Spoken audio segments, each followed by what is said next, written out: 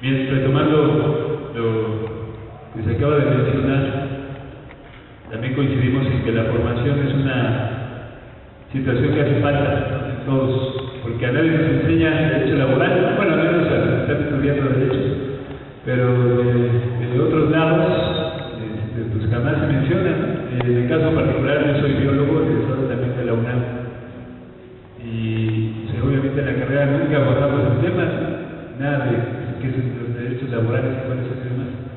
Nosotros nos vimos obligados a aprender eso, porque estábamos contratados cuando todos los docentes del Instituto de Educación Media Superior del Distrito Federal estábamos contratados por honorarios.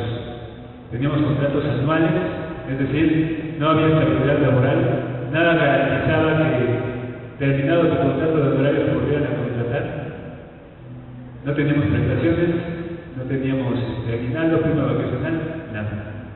Nos vimos obligados a defender nuestros derechos y además a darnos cuenta que pues aquí no importaba el partido que fuera, PRI, PAN, PRD, en el caso de la ciudad está el PRD que se dice de izquierda y aplica ese tipo de contrataciones ilegales contra los trabajadores de la educación. Todavía nosotros consideramos que es algo peor, pero esa situación la tuvimos que, digamos, nos vimos obligados por las circunstancias a hacerlo y tuvimos, como bien dicen, a aprender lo que implicaba el artículo 123 constitucional, a conocer la ley federal del trabajo, a demandar, porque eso es una parte de la lucha jurídica, a demandar nuestros derechos, nuestra basificación, el reconocimiento laboral y el reconocimiento de nuestra antigüedad, a formar nuestro propio sindicato, que finalmente lo logramos, a pelear contra el sindicato echado que ya había en el instituto, a ganarles el recuento, y ahorita somos titulares del contrato colectivo de trabajo que existe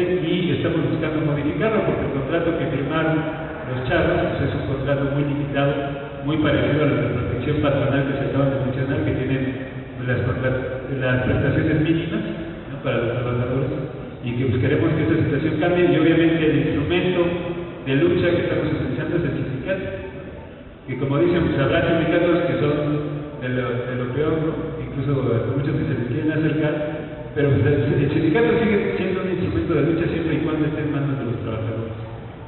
Y desde ahí se pueden defender los derechos y lograr mejoras. No es un instrumento para el cambio social, como se plantea, finalmente es un instrumento para negociar con la patronal cuestiones laborales de manera bilateral, no unilateral, que nada más lo que quiere imponer el patrón, de que esto es lo que hay y que te aguantas, y si no, busca otra chapa.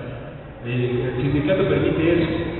Si queremos ya un cambio del modelo económico, necesitamos otro tipo de instrumentos de lucha. No solo el sindicato, pues. Nosotros aspiramos a pasar de la lucha economicista a la lucha política, pero de ahí de la aspiración pues a pasarla a la realidad, pues no es tan fácil como se dice. Entonces estamos en ese proceso de formación y de concientización, pero les digo, ha sido a partir de ese proceso y de esa situación en la que nos encontramos.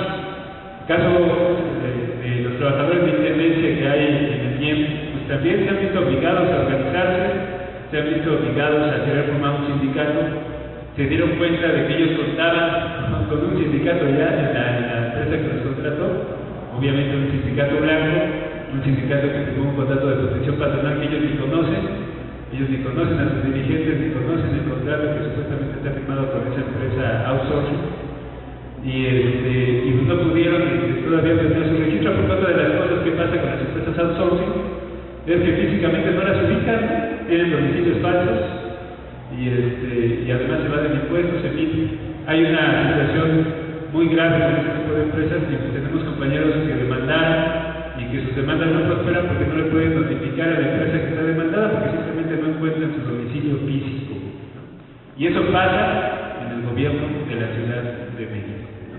Entonces, esta situación, les digo, lleva necesariamente a los trabajadores a organizarse y a luchar, porque no nos podemos conformar con eso y decir, bueno, pues ya ni modo, así están las cosas y te aguantas. Necesariamente tenemos que pasar al plano de la organización y de la lucha.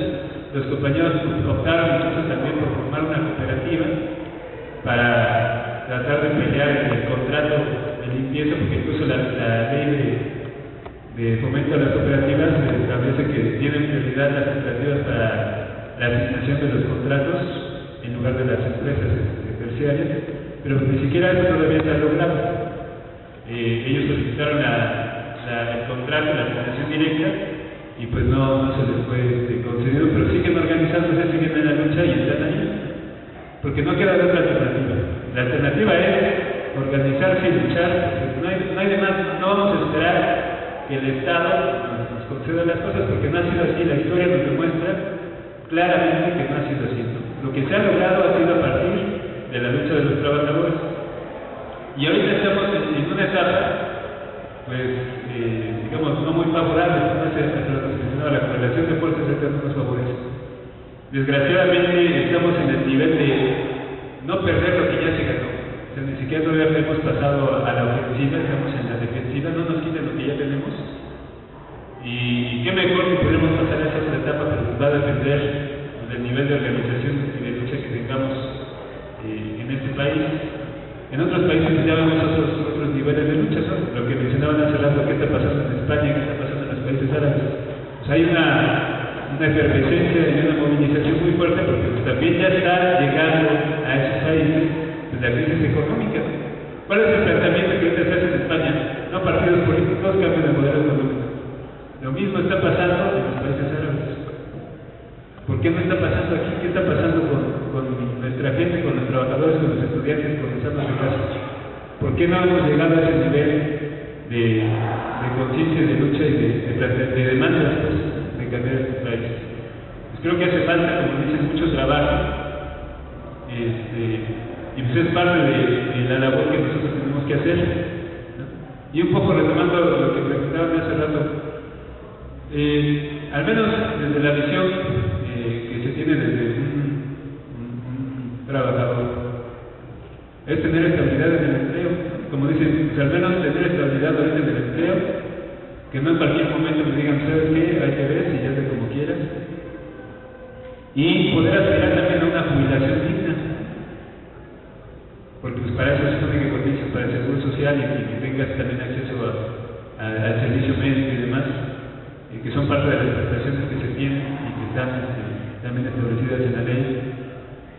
Y ahorita lo que estamos padeciendo pues, es una ofensiva contra eso, ¿no? La reforma a la ley del ISSSTE y a la ley del IMSS fue para aumentar el periodo de trabajo y, bueno, para poder jubilar.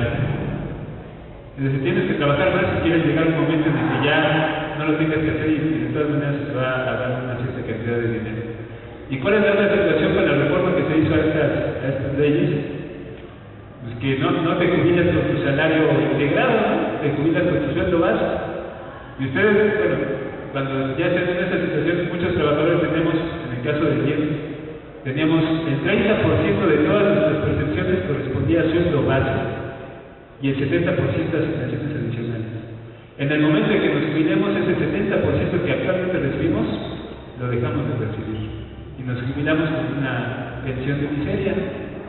Entonces, eso estamos tratando de modificarlo. Obviamente estamos luchando por la integración salarial, pero pues eso es lo que está haciéndose con esta reforma.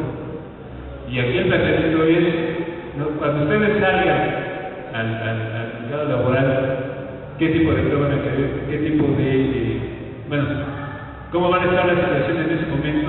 El tiempo que tienen que trabajar, el momento en que ya se pueden jubilar y recibir una pensión pues, digna. Eso es parte de la lucha que tenemos que dar.